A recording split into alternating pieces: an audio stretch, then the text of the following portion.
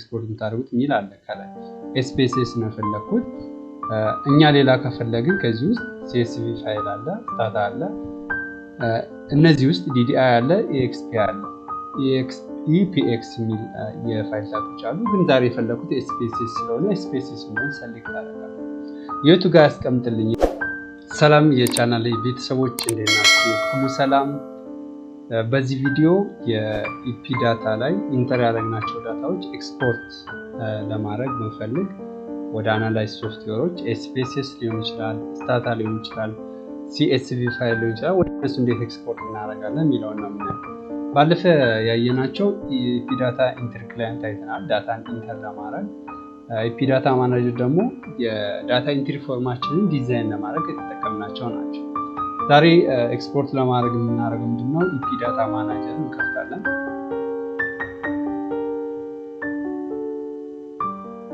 EpiDataManager ስንከፍተው ከላይ የተለያዩ ታቦች አሉ ሰሌክት ፕሮጀክት ብሎ ከሱ ቀጥሎ ወደ መጨረሻ አካባቢ ኤክስፖርት ይላል ኤክስፖርት የሚለውን ክሊክ እናደርጋለን ይሄኛው አንደኛው ሜተድ ነው ማሳያቸው አሁን ኤክስፖርት የሚለውን ክሊክ አድርገን ከዛ ፋይላችንን ያለበት ቦታ እንመርጣለን የኔ ዴስክቶፕ ላይ ዳታ ፋይላችን ማለት ምንድነው ፎርሙ ዲዛይን ያደረግነው ፎርም ያለበት ማለት ነው ከዛ ሪሰርች ውስጥ ነው ያለው ኢፒዳታ ትሬኒንግ ይላል እሱን ክሊክ አድርጌ ኦፕን ሳደርገው ኤክስፖርት ያደረገው ፋይል የት እንደሚያስቀምጠው ታይፑ በምንድነው ኤክስፖርት የምታደርጉት የሚል አለ ከላይ SPSS ነው የፈለኩት እኛ ሌላ ከፈለግን ከዚህ ውስጥ CSV ፋይል አለ ስታታ አለ እነዚህ ውስጥ DDI አለ EXP አለ EPX የሚል የፋይል ታይፖች አሉ ግን ዛሬ የፈለኩት SPSS ስለሆነ SPSS ነው ሰሌክት አደርጋለሁ የቱ ጋር ያስቀምጥልኝ ኤክስፖርት የሚያደርገው የSPSS ፋይል የቱ ጋር ያስቀምጥልኝ የሚለውን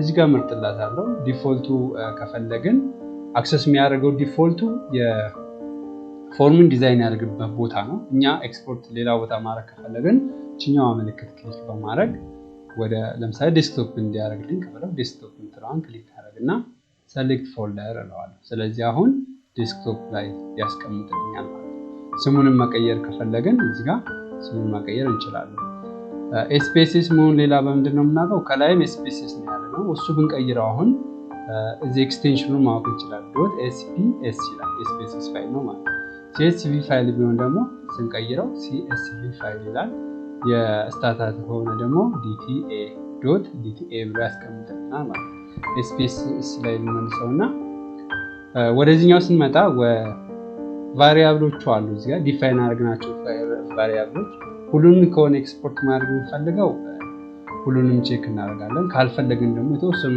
ፓርት ብቻ ከሆነ እነሱን አንቼክ በማድረግ እንደዚህ የምንፈልገው ብቻ ኤክስፖርት ማድረግ እንችላለን እዚህ ጋር እንደምታዩት ሌብል ያደረግናቸው ናቸው ኢፒዳታ ላይ ማለት ነው ከዛ ምንድነው የምናደርገው ኤክስፖርት ምንትለዋን የሁሉንም ስለምፈልግ ሁሉንም ቼክ ላደርጋቸውና ኦኬ የሚለውን ክሊክ እናደርጋለን ክሊክ ስናደርግ ኤክስፖርት ሰክሲድ ይላል ስለዚህ በተሳካ ሁኔታ ኤክስፖርት አድርጎልናል ፕሮጀክቱ የትኛው ነው እዚህ ጋር የቱ ጋር የነበረ ፕሮጀክት ነው ዩዘርስ ምናምን ብሎ ዳታ ሪሰርች ፎልደር ውስጥ የነበረ ነው ወደ ኤክስፖርት ከሆነ ወደ ዴስክቶፕ ላይ ማለት ነው ከዛ ኦኬ እንለዋለን ኦኬን ስንለው የት እንዳስቀምጠው አጠቃላይ ሪፖርቱ እዚህ ጋር ያሳየናል ከፈለግን ይሄን ማንበብ እንችላለን ካሉ ደግሞ እዚህ ጋር ክሎዝ አድርገን እንወጣለን ክሎዝ አድርገን ይሄን ስንዘጋውን ኤክስፖርት ያደረግነው ፋይል ዴስክቶፕ ላይ ማግኘት አለብን እንደምታዩት እዚህ ጋር ኤክስፖርት አድርጎልናል በSPSS ፋይል ሆቨር ስታደርጉበት ምን ያደርጋል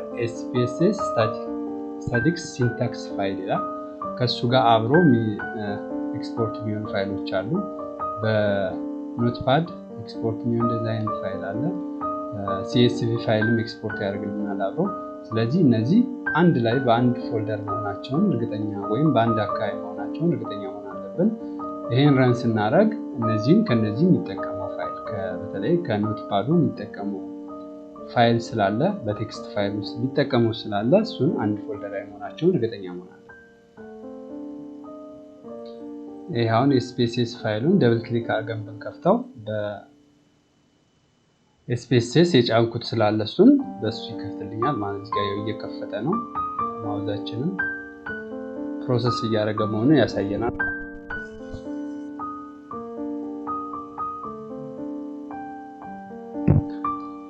ከፈተልን አሁን SPSS ላይ ከፍቶልናል። አሁን ምንድነው የምናደርገው run የምትለዋን ክሊክ አድርገን አሁን የከፈተው በመጀመሪያ እነዚህን ፋይሎች ነው የሚከፍትልን ባዶ ነው የሚሆነው።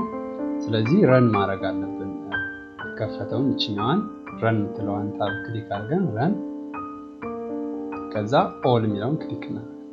ልክ run ካደረገልን በኋላ executed ይላል እዚህ ጋር። ስለዚህ አንድ የSPSS ፋይል ከፍትልናል። እሱ ውስጥ ዳታችንን እንደዚህ በዚህ ሁኔታ ማግኘት እንችላለን። ከዚህ በኋላ አናላይዝ መስራት እንችላለን ማለት ነው የምንፈልገው። ሌላኛው ሜተድ ይሄን ክሎዝ እናድርግና ወደ SPSS ኤክስፖርት ለማድረግ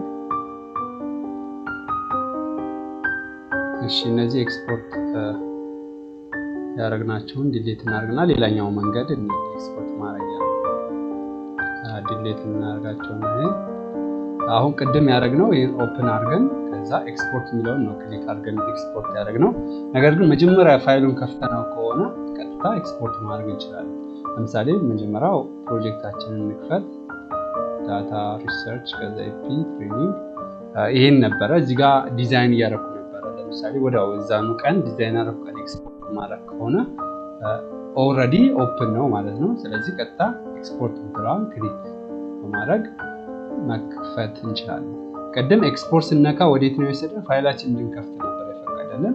አሁን ኦልሬዲ ስለተከፈተ ኤክስፖርት ክሊክ ስናደርግ ወደዚህ ፓርቲ ውስጥ ነው። ከዛ የቅድም ያደረግነውን ማድረግ ማለት ነው። ኤክስፖርት ለማድረግ ፋይል ታይፓችንን እንመርጥና ኦኬ በማለት ኤክስፖርት ማድረግ እንችላለን።